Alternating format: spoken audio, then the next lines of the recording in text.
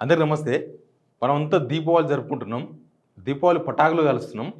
కానీ నిజామాబాద్‌లో పటాకులు కాదు, నిజమైన తుపాకులు పేలినాయి. రియాజ్ అనే ఒక రౌడీ షీటర్‌ని పోలీసులు ఎన్‌కౌంటర్ చేశారు. నిజామాబాద్ ఈ వార్త మధ్యాహ్నం 12:30 ఆ టైంకు బయటకొచ్చింది.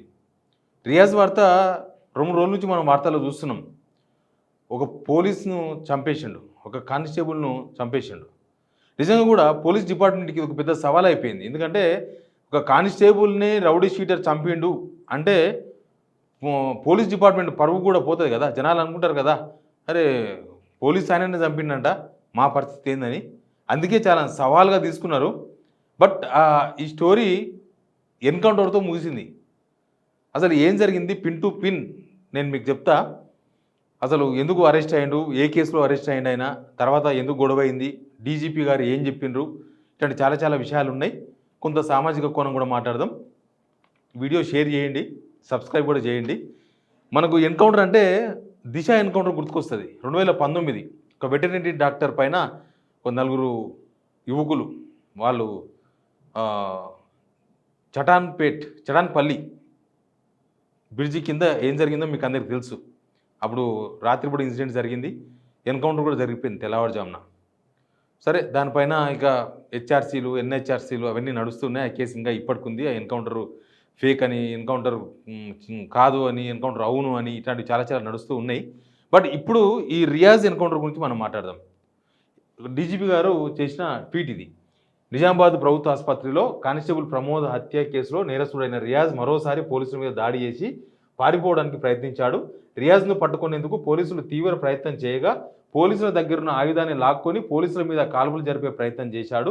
నిన్న రియాజ్ను పట్టుకునేందుకు ఆసిఫ్ అనే పౌరుడు పోలీసులకు సహకరిస్తున్న క్రమంలో అతనిపై దాడి చేసి తీవ్రంగా గాయపరిచాడు. ఆసిఫ్ హైదరాబాద్ ఆసుపత్రిలో చికిత్స పొందుతున్నాడు. ఈరోజు పోలీసుల నుండి తుపాకీ లాక్కొని పోలీసులపై కాల్పులు జరిపే ప్రయత్నం చేసి పారిపోయేందుకు ప్రయత్నించాడు. రియాజ్ను నివారించడానికి పోలీసులు జరిపిన ప్రయత్నంలో అతడు చనిపోయాడు. B Shivadhar Reddy IPS DGP Telangana. ఇది వాళ్ళు పెట్టిన ట్వీట్. అయితే అసలు ఏం జరిగిందని చెప్పాలి మీకు ముందు. రియాజ్ అనే పర్సన్ నిజామాబాద్లో మహమ్మదియా నగర్లో ఉంటాడు. అక్కడ కూడా ఒక old city type, Hyderabad old city ఎట్లనో నిజామాబాద్లో ఓల్డ్ సిటీ మహమ్మదియా నగర్ అక్కడంతా ఆ ఏరియా అంతా కూడా. ఒక కేసులో వేరే అతన్ని వెతకడానికి పోయిన పోలీసులు. ప్రమోద్ అనే కానిస్టేబుల్ పోయింది దానిలో. ఇంకో ఇద్దరు ఎస్ఐలు కూడా వేరే బండి మీద ఉన్నారని చెప్తున్నారు. పోయిన తర్వాత అసలు వేరే అతన్ని వెతకనికే పోతే ఏదో దొంగతనం కేసులోనో సంథింగ్ ఏదో కేసులో ఈ పర్సన్ దొరికిండు. ఇతని మీద 38 కేసులు ఉన్నాయంట మొత్తం. దొంగతనము, బెదిరింపులు, చైన్ స్నాచింగు ఇట్లాంటి కేసులు మొత్తం 38 కేసులు ఉన్నాయంట. ఆయన మీద 3 కేసులు దాటితే రౌడీ షీటర్ ఓపెన్ చేస్తారు. ఈయన మీద రౌడీ షీటర్ కూడా ఉన్నాయి. ఈ పర్సన్ దొరికిండు. దొరికిన తర్వాత ఆయనని ప్రమోద్ అనే కానిస్టేబుల్ తర్వాత ఇంకొక వ్యక్తి ఎవరో ఆయన మధ్యలో కూర్చోబెట్టుకొని పోతున్నారంట. పోతుంటే సారంగపూర్ అంటే అవుట్స్కర్ట్స్, నిజామాబాద్ అవుట్స్కర్ట్స్, ఆ అవుట్స్కర్ట్స్ ఏరియాలో నన్ను వదిలేయండి అని చెప్పి చంపే ప్రయత్నం చంపిండు. గుండెల్లో కత్తితో పొడిచిండు ప్రమోద్ అనే కానిస్టేబుల్ని. వేరే బండి మీద వస్తున్న ఇద్దరు ఎస్ఐలు ఈ కానిస్టేబుల్ని తీసుకుపోయి హాస్పిటల్ తీసుకుపోయే ప్రయత్నం చేసిండ్రు. అప్పటికే ఆయన చనిపోయిండు. తర్వాత పారిపోయిండు అతను, రియాజ్ అనే అతను పారిపోయిండు. తర్వాత ఎక్కడనో ఎవరికో దొరికిండు కొంతమందికి. ఇందాక నేను చెప్పిన కదా, ఈ రియాజ్ను పట్టుకునేందుకు ఆసిఫ్ అనే పౌరుడు పోలీసులకు సహకరిస్తున్న క్రమంలో అంటే ఆయన ఎక్కడో కనిపించిందని ఆసిఫ్ అనే అతను పోలీసులకు ఫోన్ చేసిండు. తర్వాత వీళ్ళు పట్టుకోనికి పోయిండ్రు. అప్పటికే ఆసిఫ్కు గాయాలైనాయి. ఇప్పుడు ఆసిఫ్ హైదరాబాద్లో ఉన్నాడని చెప్తున్నారు డీజీపీ గారి పోస్ట్ ప్రకారం. తర్వాత ఆయనను పోలీసులు పట్టుకొచ్చినాక ఆ పెనుగులాటలో ఆసిఫ్కు ఆయనకు జరిగిన పెనుగులాటలో ఆయనకు గాయాలైనాయంట రియాజ్ అనే అతనికి. ఆ పట్టుకునే క్రమంలో ఆ కంచి తీసుకొచ్చి గవర్నమెంట్ జనరల్ హాస్పిటల్ జీజీహెచ్కు తీసుకొచ్చి నిజామాబాదు. ఇదంతా రాత్రి జరిగిందని చెప్తున్నారు. ఆ రోజు రాత్రి జరిగింది నాకు తెలిసి, శుక్రవారం నైట్ ఇదంతా జరిగింది కూడా. తర్వాత హాస్పిటల్లో ఉన్నాడు.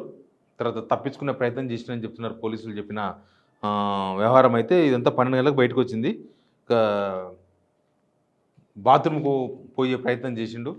అక్కడనే ఉన్న ఏఆర్ కానిస్టేబుల్ తుపాకీ గుంజుకొని అందరిపైకి ఎక్కుపెట్టిండు, కాల్పులు జరిపే ప్రయత్నం చేసిండు.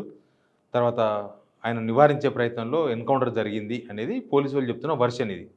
ఒకవేళ అతను చంపకపోయి ఉంటే, అంటే ఎన్కౌంటర్లు చేయకపోయి ఉంటే, ఆయన తుపాకీ కాల్పులు జరిపితే చాలామంది ప్రజలు, సిటిజన్స్ చనిపోయేవాళ్ళు అని కూడా డీజీపీ ఒక ఛానల్తో మాట్లాడుతూ చెప్పిన మాటలుగా కనిపిస్తున్నాయి. ఇప్పటివరకు ఇది పోలీసు వాళ్ళు చెప్పిన వెర్షన్. అయితే పోలీస్ డిపార్ట్మెంట్కి మాత్రం నిజంగా పరువు పరువు పోతుందని వాళ్ళు చాలా ఫీల్ అయినారు. ఎందుకంటే ఒక కానిస్టేబుల్, డ్యూటీలో ఉన్న కానిస్టేబుల్ మీద రౌడీ షీటర్ కత్తితో పొడిచి చంపేసినంటే పోలీస్ డిపార్ట్మెంటు చాలా ప్రతిష్టాత్మకంగా తీసుకున్నది. సరే, జనరల్ వాళ్ళ మీద జరిగితే ఇంత సీరియస్గా తీసుకునే వాళ్ళ అంటే పోలీస్ కానిస్టేబుల్ని చంపినారు. జనం అనుకుంటారు కదా, ఇంతకుముందు చెప్పినట్టుగానే పోలీస్ కానిస్టేబుల్ని చంపిండు rowdy sheeter, police department weak అయిపోయిందా, పోలీసు వాళ్ళకి ఏమైంది అనే ఒక చర్చ జరుగుతుంది సమాజంలో. కాబట్టి పోలీసు వాళ్ళు చాలా ప్రిస్టేజియస్ ఇష్యూగా తీసుకున్నారు దీన్ని. కానీ ఆయన అన్ని దాడిలే కనిపిస్తున్నాయి. రియాజు ఫస్ట్ పోలీసు కానిస్టేబుల్ పట్టుకుపోతుంటే కొట్టిండు, తర్వాత చంపిండు కత్తితో పొడిచి, తర్వాత అక్కడ ఎవరో ఒక యువకుడు పట్టుకునే ప్రయత్నం చేస్తే కొట్టిండు, తర్వాత ఇవాళ తుపాకీ గుంజుకొని పోలీసు వాళ్ళనే కాల్చే ప్రయత్నం చేసిండు. రౌడీ షీటర్ 38 కేసులు ఉన్నాయంటే సామాన్య వ్యక్తి ఏం కాదు, దుర్మార్గుడు అని మాత్రం చాలా క్లియర్గా అర్థమవుతుంది. బట్ దీనిలో ఒక సామాజిక కోణం కూడా ఉంది. రౌడీ ఒక రౌడీ కాదు, చాలామంది రౌడీలు, అందరు రౌడీని ఎన్కౌంటర్ చేయలేరు ఎవరు కూడా, అందరు రౌడీలు కూడా పోలీసులు నేను చంపరు. కానీ ఇతను రియాజ్ అనే పర్సన్ చంపడం పైన పోలీసులు సంబరాలు చేసుకున్నారు. అక్కడనే హాస్పిటల్ బయట సంబరాలు చేసుకున్నారు. ఇక సమాజంలో చాలా చాలా చర్చలు జరుగుతున్నాయి కదా. నిజంగా కూడా ఇప్పుడు ఆయన సేవ్ చేసి కోర్టులు లేకపోతే విచారణలు, చట్టపరమైన ప్రక్రియలు ఇవన్నీ చాలా నెమ్మదిగా స్లోగా ఉంటాయి. ఇదంతా చాలా స్లోగా జరిగే ప్రక్రియ. కాబట్టి సమాజం కూడా పోలీసులు తక్షణ చర్యలు ఏమైనా తీసుకున్నా కూడా సమాజం యాక్సెప్ట్ చేస్తుంది. తర్వాత చట్టాలు అవన్నీ కూడా వస్తాయి. కాకపోతే ఇది కరెక్ట్ జస్టిస్ అయినా అనే అనుమానం కూడా వస్తుంది. కరెక్ట్ జస్టిస్ అయినా అంటే ఎన్కౌంటర్ చేయడం కరెక్టేనా అనే చర్చలు ఎక్కడైనా ఉంటాయి కదా. అక్కడ అమ్మాయిని రేప్ చేసినప్పుడు కూడా మొత్తం పోలీసు వాళ్ళ మీద పూలు చల్లిండ్రు. తర్వాత కేసులు అయిన తర్వాత హెచ్ఆర్సీ వాళ్ళు, ఎన్హెచ్ఆర్సీ వాళ్ళు వస్తే ఇక్కడనే వాళ్ళే సాక్షులుగా మాట్లాడుతున్నారు, విట్నెస్ ఇస్తున్నారు. వాళ్ళంతా యాంటీ విట్నెస్ ఇచ్చిండ్రు పోలీస్ డిపార్ట్మెంట్కి. అప్పుడేమో పూలు చల్లిండ్రు పోలీసు వాళ్ళ మీద, తర్వాత కేసులు అయితేనేమో యాంటీ సాక్ష్యాలు చెప్పే ప్రయత్నం చేసిండ్రు. ఒక సెన్సిటివ్ ఇష్యూ. ఇప్పుడు సెన్సిటివ్ ఇష్యూ ఎందుకంటున్నానంటే, ఒకటి ఎన్కౌంటర్ జరిగింది, పోలీసు వాళ్ళు చెప్పిందే ఫైనల్ స్టోరీ, దానిలో మళ్ళీ అక్కడ ఏమి ఉండదు, ప్రూఫ్ ఉండదు, ప్లస్ మనం ఏం కల్పితాలు చెప్పే అవకాశం లేదు. రెండోది ఏంటంటే మతం కూడా వచ్చింది ఇక్కడ. కొంచెం మతం హిందూ ముస్లిం అనేది కూడా వచ్చింది కొంచెం. ప్రమోద్ అనే ఇతను హిందువు, ఇతనేమో రియాజ్ అనే ఇతను ముస్లిం. కాబట్టి ఇది ఒక సెన్సిటివ్ ఇష్యూ. ఈ సెన్సిటివ్ ఇష్యూలో మనం సొంతంగా కామెంట్ చేయాల్సిన అవసరం ఏమి ఉండదు. బట్ సాధారణ ప్రజలు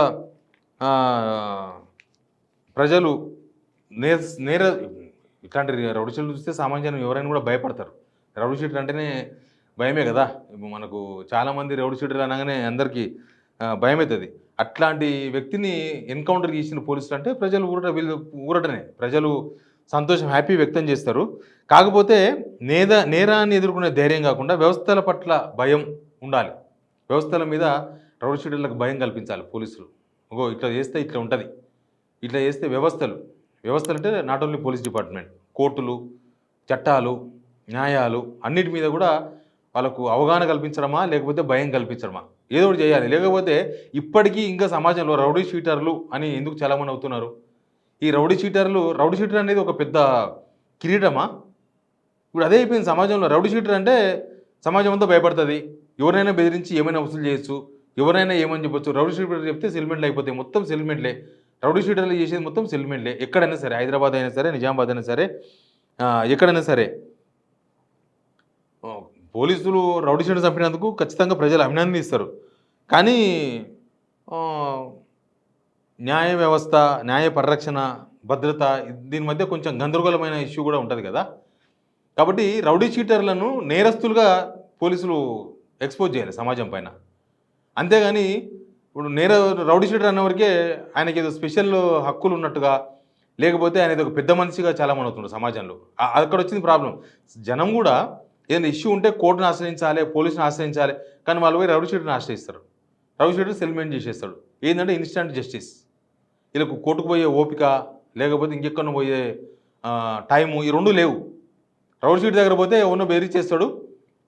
ఒక ఆయనకు పైసలు ఇచ్చి ఇవ్వలేదు అనుకో, ఎగ్గొట్టిన అనుకో 5 కోట్లు, ఆయన దగ్గర పోయి నీకు రౌడీ షీటర్కి ₹1,00,00,000 ఇస్తా అంటే ఆయన పిలిచి బెదిరించి సెటిల్మెంట్ చేస్తున్నారు. ఇప్పుడైతే చాలామంది రౌడీ షీటర్లు సెటిల్మెంట్లు, భూముల సెటిల్మెంట్లు, ఫైనాన్స్ సెటిల్మెంట్లు ఇవన్నీ చాలా చేస్తున్నారు. పేరు పొందిన రౌడీ షీటర్ల గురించి చెప్తున్నాను నేను. ఇంకా చిన్న చిన్న రౌడీ షీటర్లు ఏమో ఇట్లాంటి రౌడీ మూకలు ఇట్లా మంది పానాలు తీసే ప్రయత్నాలు చేస్తున్నారు. చైన్ స్నాచర్లుగా అటు ఇటు మిగిలిపోతారు. కానీ పెద్ద పెద్ద రౌడీ షీటర్లు అయితే మొత్తం సెటిల్మెంట్లే చేస్తున్నారు. పోలీసు వాళ్ళ సహకారం కూడా ఉంటుంది. ఇక్కడ ఏదో పోలీస్ కానిస్టేబుల్ని చంపినారు కాబట్టి బహుశా పోలీస్ డిపార్ట్మెంట్ ఇంత సీరియస్గా తీసుకున్నది. కానీ లేకపోతే ఎంతమంది రౌడీ షీటర్లు ఎంతమందిని చంపారు సామాన్య జనాలను? చాలామందిని చంపారు. చాలామంది మహిళలను పాడి చేసినారు.